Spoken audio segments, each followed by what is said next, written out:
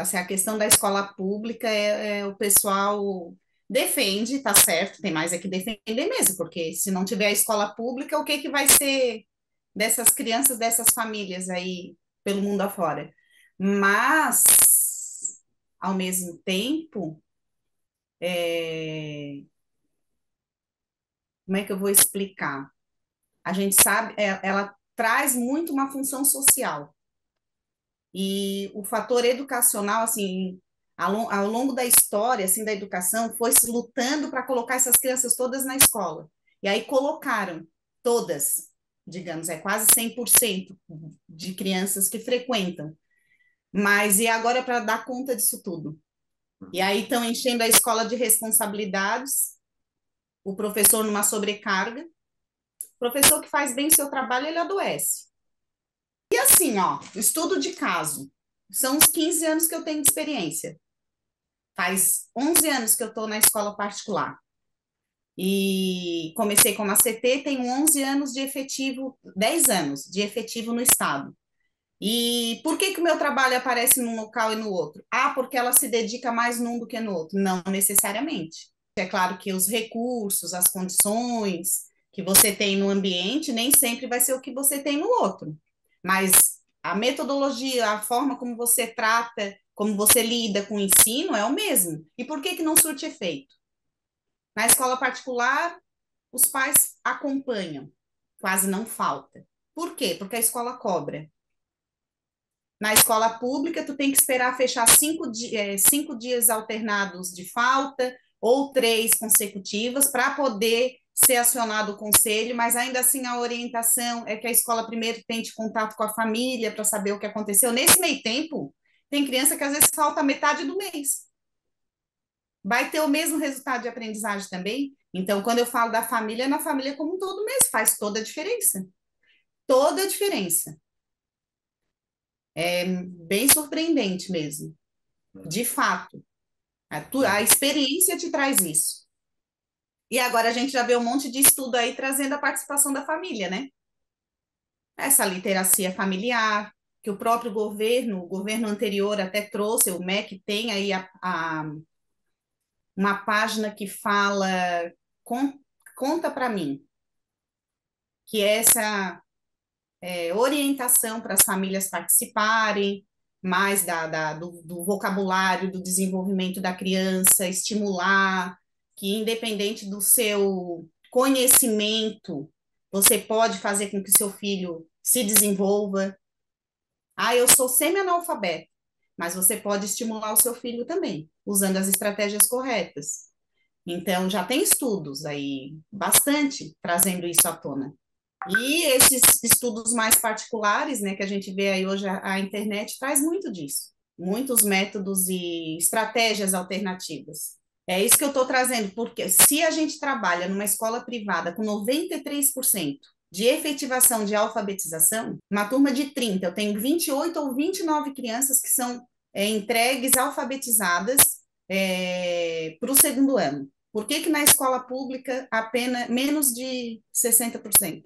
40% na verdade agora, né? De cada 10 crianças, 6 crianças não estão alfabetizadas no segundo ano.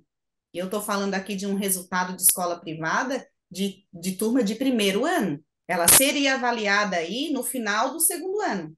Como eu trabalho com um ano antes, eu estou trazendo para vocês um resultado de. E ó, isso eu digo para vocês dos 10 anos que eu trabalho. Dá uma média de 90 a 93%. Ultimamente tem dado 93%. Isso acontece comigo, tá? Assim, eu estava avaliando assim a turma que eu estou esse ano e como eles agora eles vêm, eles beijam, eles abraçam, eles têm mais independência. Por quê? Esse ato do ensinar, essa relação do estímulo, da pessoa, do adulto, né, da referência da criança, apoiar os pequenos avanços, elogiar uma pintura que ficou melhor, sabe? Uma palavra que foi escrita com mais corretamente do que era antes, uma expressão que a criança utiliza e que tu olha no olho da criança, isso numa turma de 30, tu imagina isso tu fazer com teu filho. Então, tipo assim, Ah, nossa, como a tua escrita está muito melhor, tu tá cada dia melhor. O olho da criança brilha, sabe? E eles criam essa conexão com a gente, que não é o pai, que não é a mãe.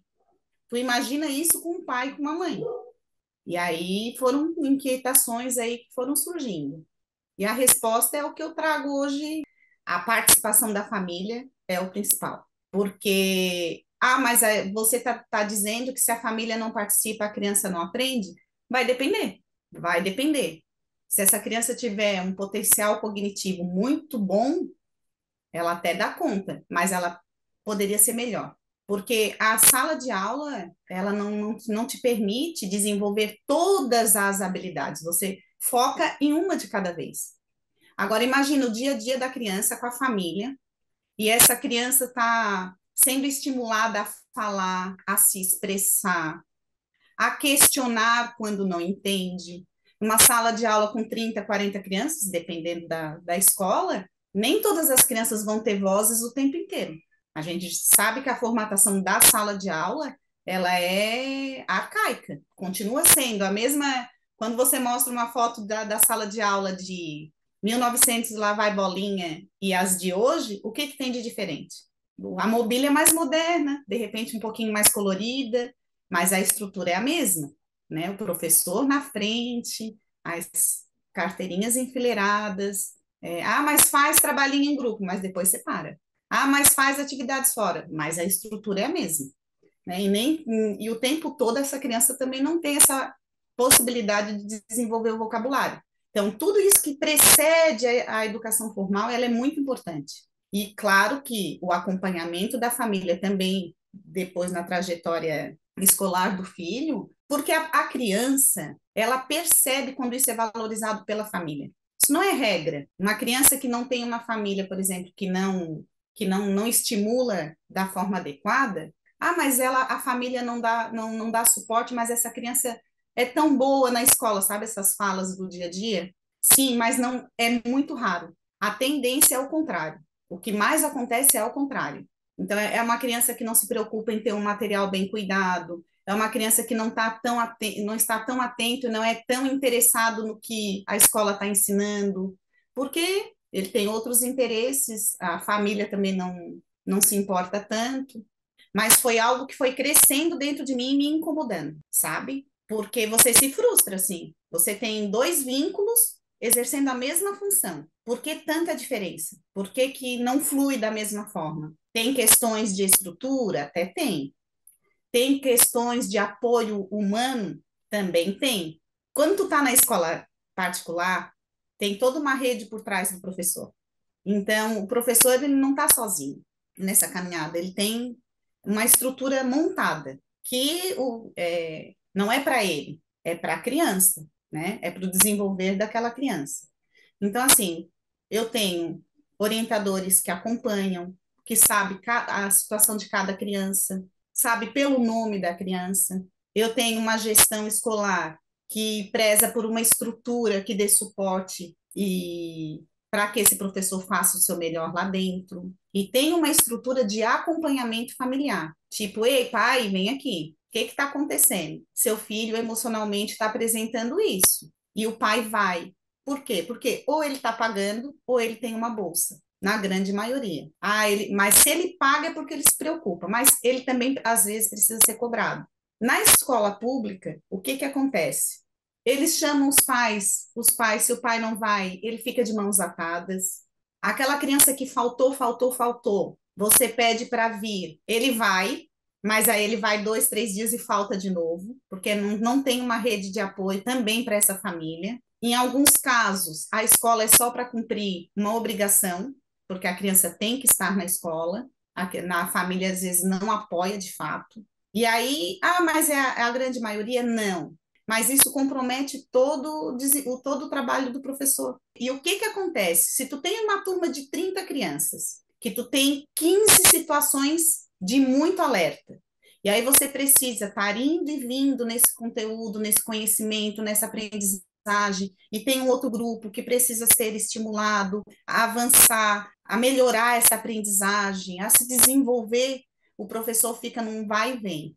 Ora atende um grupo, ora atende outro, e no final é um trabalho mais ou menos. Ele não consegue dar o melhor de si, porque se torna muito cansativo, se torna cansativo.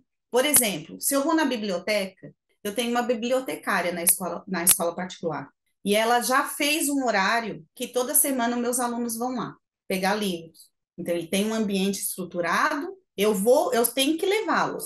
Mas lá tem um sistema, ela vai colocar no sistema, vai anotar o nome da criança, o livro que levou, vai fazer esse acompanhamento do livro. Então, o meu trabalho é de levar. Se a criança não devolver o livro, não sou eu que cobro. Então, o meu foco é fazer exatamente o meu trabalho pedagógico. A criança falta. Eu todo dia tenho um inspetor de aluno que vem na sala e pergunta se tem faltas. Você passa para ele. Quem faz o acompanhamento da quantidade de faltas, o motivo da falta, não sou eu. Ele só vem trazer o feedback, ó, tá de atestado, ou isso, ou aquilo. Então, o foco do professor também é único.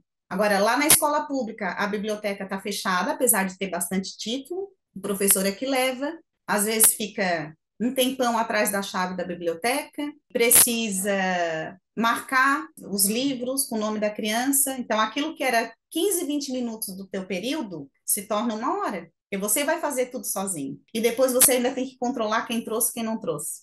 Uma criança que leva uma atividade para casa não traz de volta, que era o momento de reforçar aquilo que você estudou. Estou falando na prática da alfabetização, não estou nem voltando no que a família pode fazer antes. O próprio acompanhamento da família durante o processo de alfabetização faz toda a diferença. Ah, mas o professor é o mesmo. Eu não estou falando mal do ensino público. Ele é necessário, ele precisa. Até porque se você tem até um levantamento importante para a gente fazer da quantidade de escolas públicas e privadas. Quando eu fiz o meu mestrado, isso vinha muito à tona, porque a quantidade de escola particular é muito pequena em relação às públicas. Eu conversei com a Nayara, que é de Brasília, porque assim, ela tem um filho, eu não lembro se era de 9 anos, ao certo, que estuda numa escola estilo Waldorf, que é uma escola com modelo de escola que trata o espírito, a formação integral da criança. É uma proposta muito legal, sabe? Mas ela estava numa guerra com o ex-marido, porque o marido queria que ela tirasse o filho dessa escola. Porque o menino, a parte da escrita ainda não era bem desenvolvida, porque o foco deles é outro. Aí ela disse assim, ó, ele até está lendo, ele escreve algumas coisas assim e tal. E eu adoro essa escola. Então, eu não quero que ele saia dessa escola. E o meu marido não quer que ele fique nessa escola. Então, o seu trabalho seria uma solução para nós. Eu manteria ele nessa escola que eu gosto, em onde ele está, e ao mesmo tempo eu complementaria as necessidades do meu filho de alfabetização. E aí, faz uns 15 dias eu conversei com uma outra moça aqui da minha cidade. E aí ela, porque tu nem me mandasse, eu não tô sabendo de nada. Aí eu contei para ela do projeto, ela disse assim, que ela tem uma irmã que mora em Florianópolis. E que a irmã também colocou numa escola desses estilos mais, não é nem alternativa, porque já existe há muitos anos. Mas, assim, são escolas que a família tem que se identificar com a proposta, né? Porque são umas propostas diferenciadas da escola tradicional que a gente conhece. Porque são escolas que vão trazer aí a formação do ser de uma outra forma, mas não, é aquilo que a gente fala, não vai dar conta de tudo. E aí, às vezes, você tendo esse suporte que a gente traz, vai aí estar contribuindo para esses pais que têm uma visão diferente, que estão vendo que a alfabetização ou o ensino dos filhos vai fazer diferença no futuro e que precisam de orientação. E se eles tiverem alguém onde eles possam confiar e sentir essa segurança, a gente transforma a sociedade. É um projeto que me faz assim, ó, brilhar os olhos quando eu penso no poder de transformação que a gente pode estar trazendo. Quando eu fiz a reunião semana passada com alguns pais, aí eu entendo as dores deles também, a falta de tempo, essa dificuldade de sentar com o filho e fazer realmente aquilo que deveria ser feito, né? E aí eu digo assim, ó, não consegue sentar todo dia? Então, naquele dia que tu não consegue sentar para dar tempo da criança pensar e realmente você tá com pressa, explora pelo menos oralmente aquilo que ele está fazendo. Eu não consigo sentar de segunda a sexta, eu consigo sentar 3 vezes na semana. Mas aí nos outros dias você vai trabalhar de outra forma. Tá na fila do mercado, tá ali lendo as caixinhas, sabe? Ó, a Uhum. letrinha aqui, sabe? Usar. Ah, tá preso no trânsito. Quem é de cidade grande tem muito disso, né? Tô preso no trânsito. Ter sempre um livro na mochilinha, sabe? São dicas que fazem diferença. Ah, foi para o parque, tá lá. Tenha sempre um livrinho ali também. Ah, aproveita agora, porque a criança, ela, dependendo da idade, ela não vai ficar muito tempo ali na atividade da alfabetização. Ela precisa fazer aquilo que você propõe e você precisa dar um tempo livre para ela. Mas quando tu pega a criança com jeito e eles se encantam, porque as falas dos pais são unânimes. Eles começam assim: nossa, agora, onde a gente está passando com um carro, meu filho quer ler as placas, quer ler tudo, tudo quanto é outdoor, tudo quanto é propaganda, ele quer ler. Que legal! E outra coisa que eu te falo, assim, eu sempre bati muito de frente com quem fala mal de pai. Porque tem muitos profissionais, existe aí uma guerra branca, digamos assim, entre as duas pontas. E eu sempre fui muito de defender, não aleatoriamente, mas no sentido assim, ó, vamos tentar entender a situação dessa família. E aí, claro que tem casos que extrapolam, mas assim, um número significativo é apenas falta de orientação, é apenas não saber como fazer. É muito grande o número de famílias que querem sim que os filhos, que valoriza o ensino, não a escola em si, mas o ensino como uma ferramenta para aquela criança poder escolher o caminho que ela quer. Eu costumo dizer muito em sala de aula com turminhas de segundo ano. No primeiro eu ainda não costumo fazer isso, mas um pouquinho, os que são um pouquinho maiores, eu às vezes falo assim: você pode ser o que você quiser, qualquer profissão, mas independente da profissão que você vai escolher, a própria fala já está dizendo, né? Você escolheu. Então, você não vai trabalhar com isso ou aquilo porque é a única coisa que tu consegue fazer. Não, tu consegue fazer tudo. E aí tu vai escolher o que tu quer. Porque todas as profissões são nobres, são, né, tem a sua importância na vida geral, assim, da sociedade. Qualquer profissão que a gente olhe tem essa importância. O que a gente tenta possibilitar no ambiente educativo é que a criança escolha não porque ela não tem outra opção. Ela tem as ferramentas, ela se desenvolveu bem, ela aprendeu, ela se alfabetizou na idade certa, e aí ela consegue seguir aí a sua trajetória educacional, e quando chegar lá na fase adulta, no mercado de trabalho, na escolha de uma profissão, ele vai escolher, ele tem conhecimento para isso.